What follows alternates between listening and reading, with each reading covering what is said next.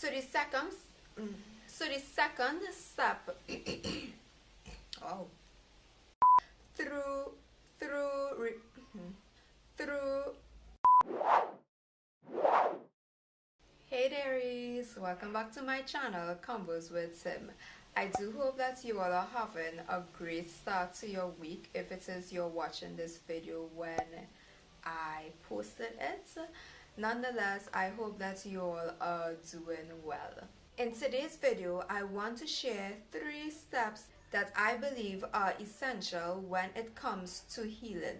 Now, this can be healing from past romantic relationships, situationships, past traumas, or a combination of these issues among others. Now let me just say that I am not a professional counselor, psychologist, and I am in no way qualified to give resolutions or solutions if it is you are dealing with or facing extreme issues. However, these steps are things that I observed in my life that were a part of my healing process, and I hope that it can somehow help you if it is you are in the healing process. With that being said, let's get right into it. The first step that I want to share with you guys is self-awareness. Now, self-awareness is the ability to see yourself clearly and objectively through reflection and introspection. For me, I can remember very distinctively that moment and time in my life when I became aware of unhealthy and toxic habits that honestly affected my friendships and relationship with others. In the past, I had many failed friendships and relationships, but I wasn't aware that it was because of these issues that caused these relationships and friendships to fail. And honestly, I didn't even see that I was the cause, and certain attributes about myself was the cause to a failed friendship or relationship. I remember becoming aware and having a really honest conversation with myself. I had to ask myself and tell myself that you are the problem. I had to be honest with myself and come to realize it is because of this particular action or this negative behavior that you display is the reason why this didn't work out. And I had to be real with myself and come to the understanding that I needed to work on this area in order to have healthier friendships and healthier relationship that I truly desired. When I became self-aware, it was as if I was able to see myself through the eyes of someone else's. I began to see how things that I have been through in the past, things that I went through maybe as a child or growing up as a teenager, different things that I had been through, I saw how those things shaped the way I reacted in certain situations, or it shaped the way how I would have responded and behaved in a particular manner. But even though I realized that I had these attributes and these things that I picked up, I knew that this was not who I was. I knew that these were things and behaviors that I picked up growing up, and it was as if I was using these things as coping mechanisms to deal with past traumas that I haven't really dealt with or accepted. During this time of my life, I'll say is when I really intentionally began to heal and take my healing process seriously. Now, I will also say that me becoming self-aware was the Holy Spirit at work in me. You're not just going to wake up one morning and decide, okay, today I'm going to be self-aware and know everything, all good and the bad stuff about yourself.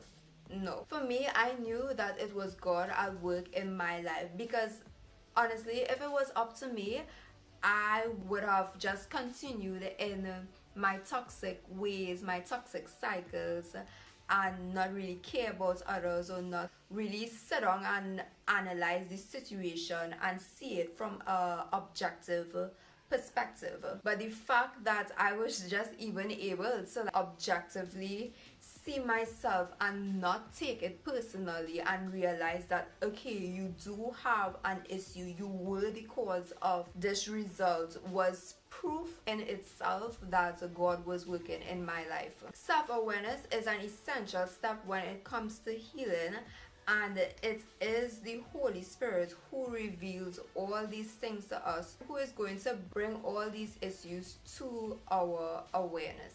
So the second step that I believe is essential in the healing process is self-acceptance. So self-acceptance is exactly what its name suggests. The state of complete acceptance of oneself. True self-acceptance is embracing who you are without any qualifications, conditions, or exceptions. Or another definition states that self-acceptance is an individual's acceptance of all of his or her attributes, positive or negative. That moment when I became aware of certain attributes and behaviors that I had that weren't healthy, I could have, one, not accepted it because of pride and continue to just be in toxic cycles for the rest of my life and not grow and mature. Or two, I could have truly humbled myself by allowing God to work in my life and accept the fact that I do have negative attributes that cause me to hurt others as well as become hurt, and I had to accept myself. Thankfully, in my situation, it was the latter, which was honestly God himself at work in my life, because no one wants to hear that they are the problem. No one wants to hear that it is because of their past trauma that a relationship didn't work out. We don't like to be the wrong at all. No one likes to humble themselves and realize that okay, I may have been the cause to this, or I am the problem. We don't like to hear that at all. And once I became aware, I accepted that fact. I accepted the fact that I was the cause of some relationships not working out. I accepted that I have issues that I needed to deal with and heal from, and that it's okay. It doesn't make me any less of a person, and most importantly, it doesn't disqualify all the good and positive attributes that I do have. And I feel like a lot of time we just put so much of emphasis on the negative, and we like to highlight only the negative and make it seem as if it is bad. But yes, we all have negative attributes, but we also have positive attributes, and just because there's something that you may need to work on or heal from doesn't disqualify all the amazing characteristics or traits that you have as an individual. We all have a past that we need to heal from, and the sooner you do so, the faster you can move on with your life and grow from those things. The third and final step that I want to share with you guys that I believe is essential in the healing process is self-accountability. Self-accountability or personal accountability means that you are responsible for your choices and actions. As an accountable person seeking to change, you start with yourself, since you can only change yourself. When you desire to see a change, you do not wait for others to change, but you first consider what you must change about yourself. You examine your thinking and see how your thoughts hold you back from moving forward.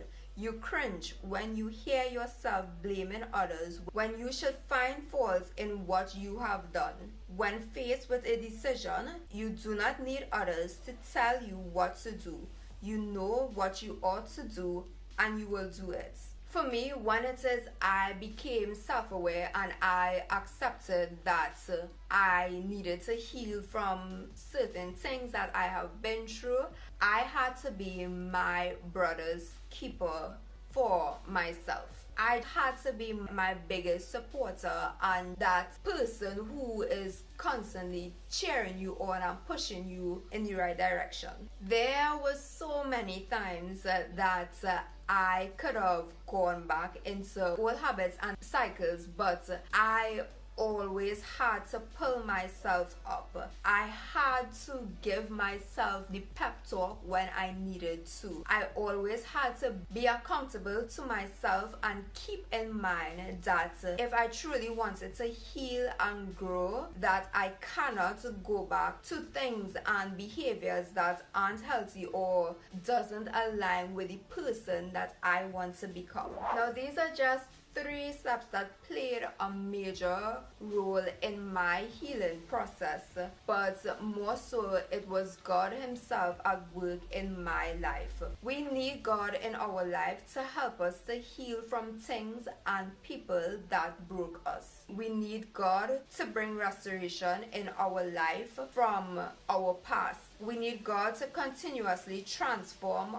our mind and bad habits that causes us to become hurt or hurt others. Healing is a process and it takes time. If you are in this process, believe and be reminded that God is going to heal and restore you, even if you feel like there's no coming back from what you may have been through. So we have reached that part of the video where I share today's sis quote of the day. Today's quote says, "Keep healing, sis. It looks good on you. Remember, there's beauty in healing, and if it is you truly allow God to take control of this process, he will turn what was once your mess into a beautiful masterpiece for his glory." So guys, that's all I have to share with you guys for today's video. Don't forget to subscribe if you haven't done so already, and give this video a thumbs up. I'll see you guys in my next video. Bye.